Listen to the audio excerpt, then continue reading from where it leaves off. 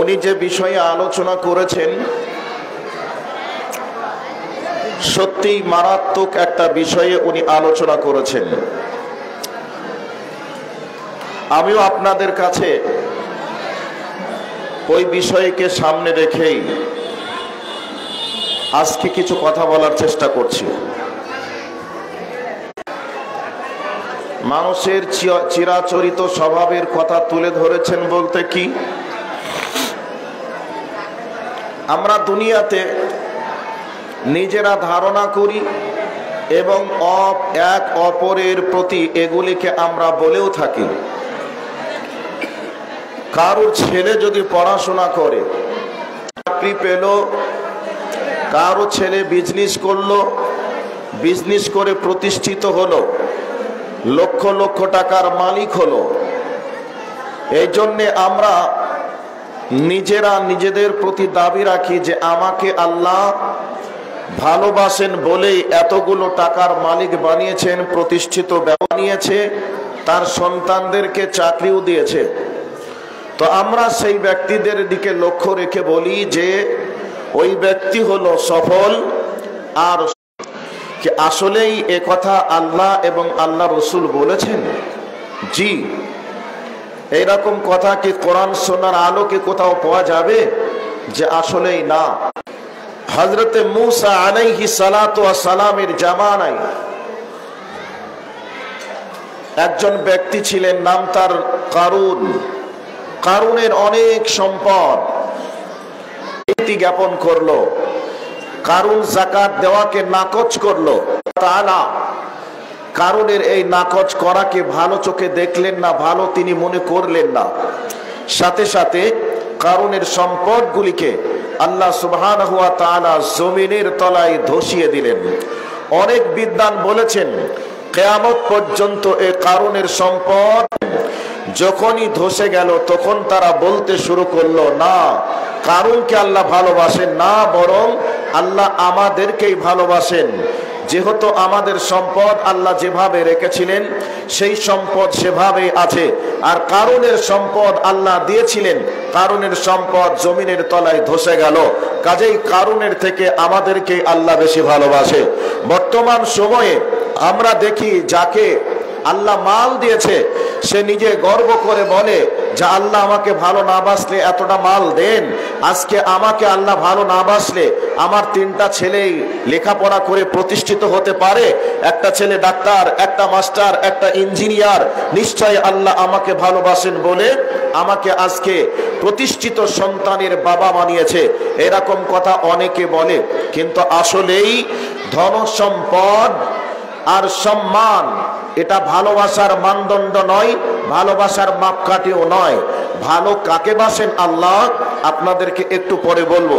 এবার আল্লাহ সুবহানাহু ওয়া তাআলা তিনি এই আয়াতে কারিমা ফায়াকুলু রাব্বি আকরামান, আল্লাহ রাব্বুল আলামিন বলেন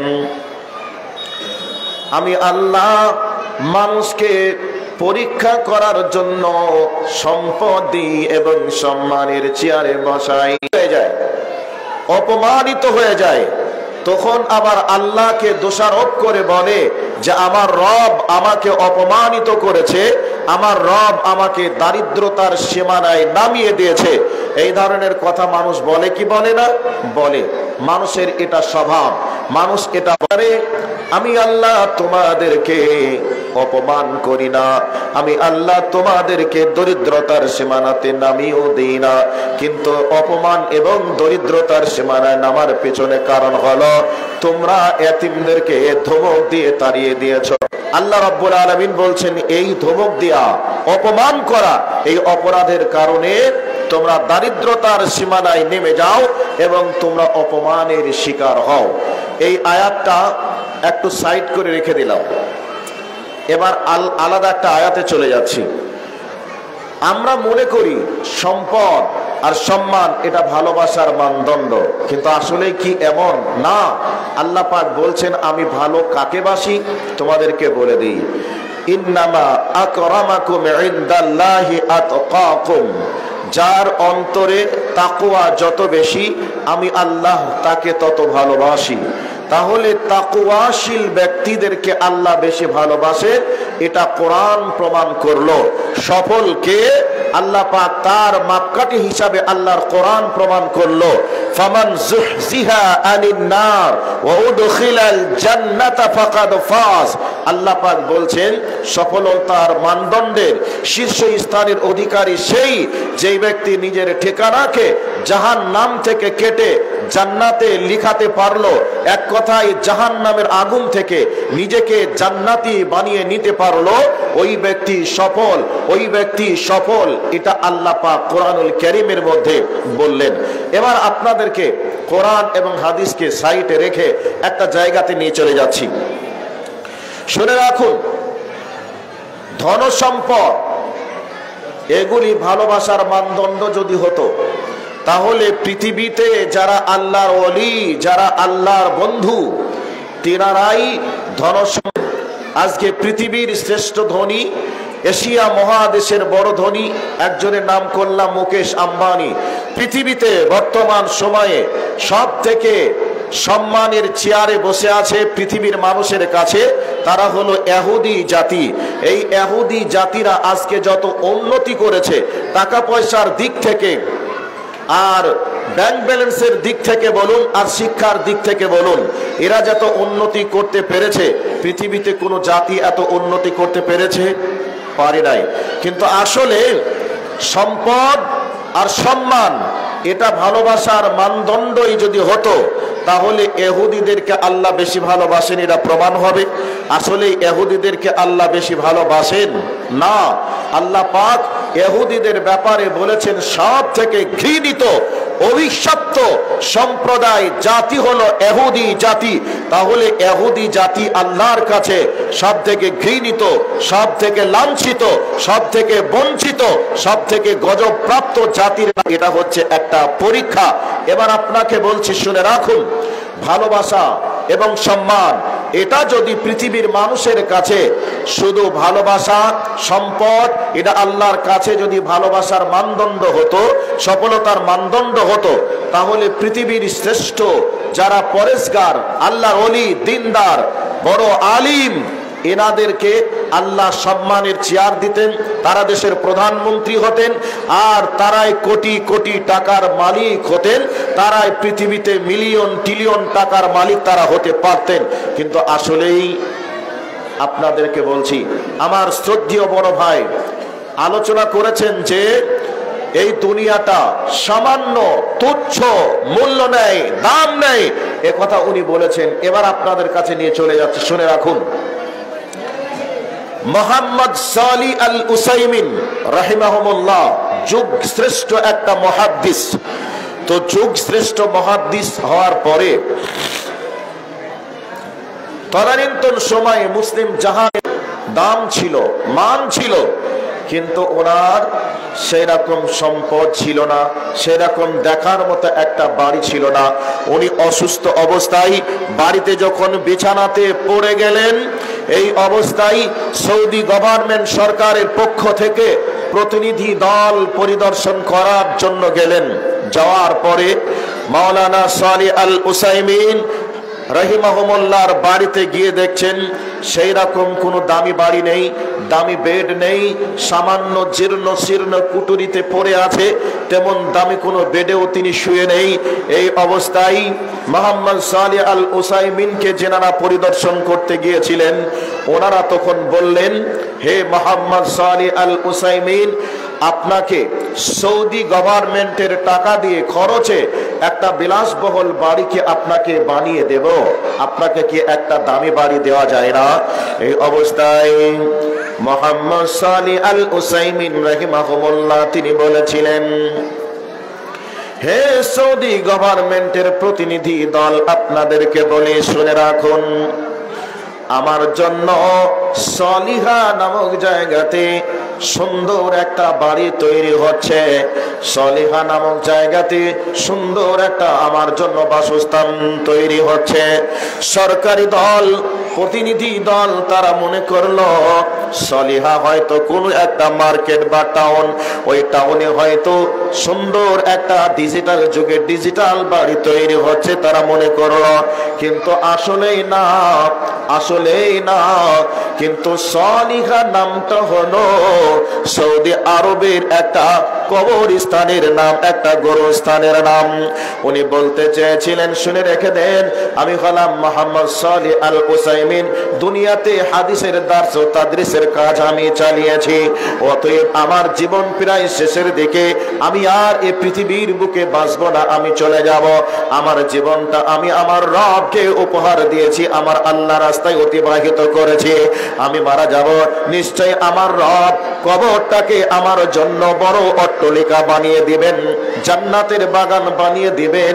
অতএব আমার জন্য সুন্দর একটা বাড়ি সলিহা নামক জায়গাতে তৈরি হচ্ছে। এবার আপনাদেরকে বলে দিই, এই পৃথিবীতে যারা মহান ব্যক্তি ছিলেন, নবী আলাইহিস সালাতু ওয়াস সালাম থেকে নিয়ে শুরু করে পৃথিবীতে যারা মহান মহান ব্যক্তি ছিলেন, পেতে পাননি, তেনারা ভালো বাড়িতে শুতে পাননি, ভালো পোশাক তেনারা পাননি। এবার আপনাদেরকে সালেহ আল উসাইমিনের জীবন রেখা ক্রস করে সূরাতুল হাক্কা, সূরাতুত তাকাসুরের তাফসীরটা আপনাদেরকে বলবো, শুনে রেখে দেন। বিশ্বের শ্রেষ্ঠ মানুষ নবী মুহাম্মদুর রাসূলুল্লাহ সাল্লাল্লাহু আলাইহি ওয়াসাল্লাম, তিনি একদিন বাড়িতে আছেন, দ্বীপপ্রহরের রোদ, প্রচন্ড রোদের তাপে, মরুভূমির রোদ কত তাপ আপনাদের দেয় আপনারা জানেন কিনা জানি না, কিন্তু ওই মরুভূমির রোদের তাপে যদি আপনি চাউল দিয়ে দেন মুড়ি হয়ে যাবে, যদি আপনি ওখানে ধান দিয়ে দেন তো খই হয়ে যাবে। এরকম প্রচন্ড রোদে নবীজি প্রচন্ড রোদের তাপে বাড়িতে না থাকতে পেরে তিনি বাড়ির বাইরে চলে গেলেন। যেতে যেতে দেখলেন হযরতে ওমর রাদিয়াল্লাহু তাআলা আনহু বাড়ির বাইরে দাঁড়িয়ে আছে। তার আগে দেখলেন হযরত আবু বকর দাঁড়িয়ে আছে। আবু বকর এবং আল্লাহর নবী দুইজনে সামনের দিকে হাঁটতে হাঁটতে গিয়ে দেখছেন হযরত ওমর যেন বাড়ির বাইরে চলে এসেছে। আল্লাহর নবী সর্বপ্রথম আবু বকরকে জিজ্ঞাসা করেছিলেন, আবু বকর, এখন যে প্রচন্ড রোদের তাপ, এই প্রচন্ড রোদের তাপে তুমি কেন বাড়ির বাইরে এসেছো বলো, তোমাকে কোন জিনিসে বাড়ির বাইরে করেছে বলো। আবু বকর বলেছিলেন, ইয়া রাসূলুল্লাহ, ইয়া হাবিবাল্লাহ, আপনাকে যে জিনিসে বাড়ির বাইরে নিয়ে এসেছে, আমি আবু বকরকে ওই জিনিসে বাড়ির বাইরে নিয়ে এসেছে। আবু বকর এবং নবীজি সামনের দিকে হাঁটতে শুরু করলেন। ওমরের সঙ্গে দেখা হলো, দুইজনে জিজ্ঞাসা করলেন, ওমর তুমি বলো, এই প্রচন্ড রোদের তাপে কেন বাড়ির বাইরে এসেছো, কি হয়েছে তোমরা বলো। এই অবস্থায় ওমর রাদিয়াল্লাহু তাআলা আনহু বলছেন, ইয়া রাসূলুল্লাহ, ইয়া হাবিবাল্লাহ, আপনাদেরকে দুইজনকে যেই জিনিসে বাড়ির বাইরে নিয়ে এসেছে, আমি ওমরকে ওই জিনিসেই বাড়ির বাইরে নিয়ে এসেছে। এবার বুঝতে কারো বাকি থেকে থাকলো না, আল্লাহর নবীর পেটে এত ক্ষুধার যন্ত্রণা, এত ক্ষুধার যন্ত্রণা, বাড়িতে কোনো খাবার নেই, ক্ষুধার যন্ত্রণায় তিনি এত কাতর হয়ে পড়েছেন। রোদের তাপকে রোদের তাপ মনে না করে পেটের জ্বালা যন্ত্রণা নিবারণের জন্য রোদের তাপে বাড়ির বাইরে এসে গেছেন। হযরত ওমরের পেটে যন্ত্রণা এত, উনিও বাড়িতে থাকতে পারেননি, খাবারের জন্য তিনি রোদের তাপে বাড়ির বাইরে এসে গেছেন। হযরত আবু বকর ওইভাবে তিনি বাড়ির বাইরে চলে এসেছেন। তাহলে দেখুন তো, পৃথিবীর শ্রেষ্ঠ তিনজন মহান ব্যক্তিদের নাম বললাম, এই মহান ব্যক্তিগুলি প্রচন্ড রোদের তাপে পেটের ক্ষুধার যন্ত্রণায় বাড়িতে থাকতে না পেরে রোদে তাপে বাড়ির বাইরে চলে এসেছে। তাহলে সম্পদ সম্পদ এগুলি ভালোবাসার মানদণ্ড হতে পারে না, পারে না। তবে আল্লাহ বলছেন, বান্দা, এই সম্পদ আর সম্মান আমি আল্লাহ তোমাদেরকে পরীক্ষা করার জন্য দিয়ে থাকি।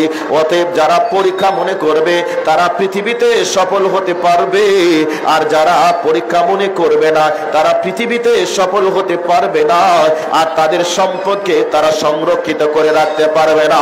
তারা একদিন অপমান হয়ে দারিদ্রতার সীমানায় নামবে নামবে। এবার আপনাদেরকে বলে দিই ওই আয়াতটা, আল্লাহ রাব্বুল আলামিন বলছেন, কাল্লা বাল্লাউনাল ইয়াতীম ওয়ালা তাহাযুনা আলা তাআমিল মিসকিন। আল্লাহ রাব্বুল আলামিন বলেন, তোমাদের দারিদ্রতার নাম দারিদ্রতার সীমানায় পৌঁছে যাওয়ার একটা কারণ, আর তোমাদের অপমান হয়ে যাওয়ার আর একটা কারণ। তোমরা যখন দেখবে এতিমদেরকে গলা ধাক্কা দিয়ে ধমক দিয়ে তাড়িয়ে দিবে, আর মিসকিনদেরকে তোমরা যখন ভ্রুক্ষেপে রাখবে না, তখন তোমাদের সম্পদ কমে যাবে, তখন তোমরা অপমানের শিখরে পৌঁছে যাবে। বন্ধুরে, এই আয়াতগুলি অবতীর্ণের পিছনের কারণ আপনাদেরকে বলে দেই। এই পৃথিবীর বুকে একজন মানুষ ছিল, নাম তার আবু জাহেল। এই আবু জাহেল লোকটা মানুষের উপর দিকে এত সুন্দর মিষ্টি মিষ্টি ভাষায় কথা বলতো, মিষ্টি কথা বলে মানুষের মনকে জয় করে নিত। কিন্তু উপরের কথা মিষ্টি হলে কি হবে, তার ভিতরটা একবারে মাকাল ফলের মতো। কিন্তু বন্ধুরে, মক্কার মাটিতে একজন ব্যক্তি অসুস্থ হয়ে বিছানায় যখন পড়ে গেল, তাকে পরিদর্শন করাকে কেন্দ্র করে বাড়িতে পৌঁছে গেল। আবু জাহেল বলল, ও ভাই, তোমাকে আল্লাহ অনেক সম্পদের মালিক বানিয়েছে, অনেক টাকার মালিক বানিয়েছে, অতএব আপনার বয়স হয়ে গেল, আপনি তো মনে হচ্ছে যেন আর থাকবেন না, ফেরার দেশে চলে যাবেন। অতএব আপনাকে বলি, এত সম্পদ আপনি কার দায়িত্বে রেখে যাবেন? কে আপনার দায়িত্ব নিবে?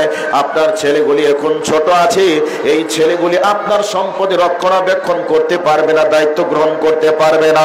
অতএব আপনাকে বলি, এই সম্পদগুলি অন্যের হাতে দিয়ে দিলে হয়তো আপনার ছেলেরা ভবিষ্যতে বঞ্চিত হয়ে যাবে, মাহরুম হয়ে যাবে। অতএব এই সম্পদগুলি আমার হাতে দায়িত্ব দিয়ে দেন, আপনার সন্তানেরা বড় হয়ে যাবে, আপনার সম্পদগুলি আপনার ছেলেদের হাতে রিটার্ন দেব। আচ্ছা বলুন, যুক্তিটা খুব ভালো লাগলো না খারাপ লাগলো? ভালো লাগলো।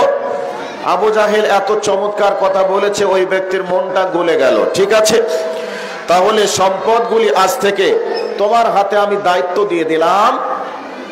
আমার সন্তানরা বড় হবে, আমার সন্তানদেরকে দেখাশোনা করবে, বড় হয়ে যাবে, সম্পদগুলি আমার সন্তানদেরকে দিয়ে দিবে। আবু জাহেল বলল, অবশ্যই দেব। আপনি তো জানেন আমি এমন একটা নেতা যে আমি দায়িত্ব নিয়েছি, মানে আপনার 1 ইঞ্চি সম্পদ কেউ দখল করতে পারবে না। তো আবু জাহেলের দিকে লক্ষ্য রেখে বুঝে গেল যে ঠিকই আছে, সম্পদগুলি দিয়ে যাই। সম্পদগুলি দিয়ে দিল লোকটা যথাসময়। আবু জাহেল, আপনি কথা বলছি ঠিক আছে, কিন্তু কথা বলার পরিবেশই নেই। আমি কি বলছি নিজেই আমি বুঝতে পারছি না। আমি এক গলা চিৎকার করছি, ওদিকে 37 জন 37 গলাতে চিৎকার করছে, আর এইভাবে কি কথা বলা সম্ভব? চাইলে গলা ধাক্কা দিয়ে বাড়ি থেকে বার করে দিব। এই কথা যখনই বাচ্চাগুলি শুনলো, বুক ভরা বেদনা নিয়ে কান্না করতে করতে বাড়ির বাইরে তারা চলে গেল। সালাম আলাইকুম। সালাম আলাইকুম। জি ভাই, আসছি, আমি ট্রেন ধরে নিচ্ছি, অসুবিধা আমি পৌঁছে যাচ্ছি খানিকক্ষণ পরে। আমি এই লাভার আশেপাশে আছি, মৌলানা নূর মোহাম্মদ আছেন, ওনার সঙ্গে আছেন। জি জি জি, এই তো আমি যাচ্ছি। আমি 8টার দিকে ঢুকে যাবো, আপনার 8টা পৌঁছে যাবো আপনার কাছে। ঠিক। তো ছেলেগুলি বুক ভরা বেদনা নিয়ে কান্না করতে করতে বাড়ি থেকে চলে গেলেন। অঝরে কান্না করছেন। নবী মুহাম্মদুর রাসূলুল্লাহ সাল্লাল্লাহু আলাইহি ওয়াসাল্লাম তখনও নবী হয়নি, রাস্তা দিয়ে আসছেন। এতিমের কান্না তার অন্তরের ভেতরে আর সহ্য হলো না। কাছে গিয়ে জিজ্ঞাসা করলেন, বাবা কি হয়েছে, কাঁদছো কেন বলো? বাচ্চাগুলি তখন বলছে, বাবা আমার আব্বা তো ছোট্ট অবস্থায় রেখে আমাদেরকে চলে গেছেন, এটা তো আপনি জানেন। তো আমার আব্বা সম্পদগুলি আবু জাহেলের কাছে রেখে গিয়েছিল, সেই সম্পদগুলি আমাদেরকে বড় হয়ে ফিরিয়ে দেওয়ার কথা। এখন আমরা বড় হয়ে সম্পদ চাচ্ছি, সে আমাদেরকে ধমক দিয়ে গলা ধাক্কা দিয়ে বাড়ি থেকে বার করে দিয়েছে। অতএব এই জন্য কান্না করছি। বিশ্ব নবী দুর্বল হয়ে পড়লেন যে মানুষ আবার এমন অপরাধ করতে পারে। নবীজি এই অবস্থায় এতিমগুলিকে সঙ্গে নিয়ে আবু জাহেলের বাড়িতে হাজির হলেন। আবু জাহেলকে বললেন, আপনি তো মক্কার একটা প্রতাপশালী নেতা, আপনি এমনটা করতে পারলেন এই বাচ্চাগুলিদের সঙ্গে? আপনি যেটা করেছেন এটা ঠিক করেন নাই, বাচ্চাগুলিকে সম্পদ ফিরিয়ে দেন। নবীজিকে পর্যন্ত ধমক দিল, এই ছোট মুখে বড় কথা, এক কথায় অপমান করে বাচ্চাগুলিকেও রিটার্ন ফিরিয়ে দিল, নবীজিকেও সেখানে তাচ্ছিল্য সহকারে অপমান করে ফিরিয়ে দিল। এই অবস্থাকে আল্লাহ রাব্বুল আলামিন কোড করে কোরআনুল কারীমে রেখে দিলেন গোটা দেশবাসীর কাছে জানানোর জন্য যে মানুষ কখন দারিদ্রতার সীমানায় নামে আর কখন মানুষ অপমান হয়।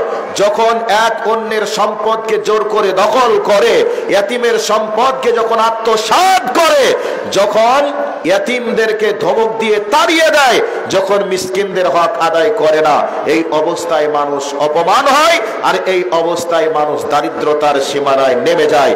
এই জন্য আল্লাহ পাক বলছেন, তোমরা বলো যে যখন সম্মানিত উপস্থিতি, আপনারা যারা সামনে আছেন আপনাদের উদ্দেশ্যে বলতে চাই, এ মাদ্রাসাতে অনেক এতিমের ছেলে পড়ে, অনেক গরিবের ছেলে পড়ে, অনেক ছেলের বাবা নেই, মা নেই। আপনারাই তাদের বাবা, আপনারাই তাদের মা, আপনারাই তাদের অভিভাবক।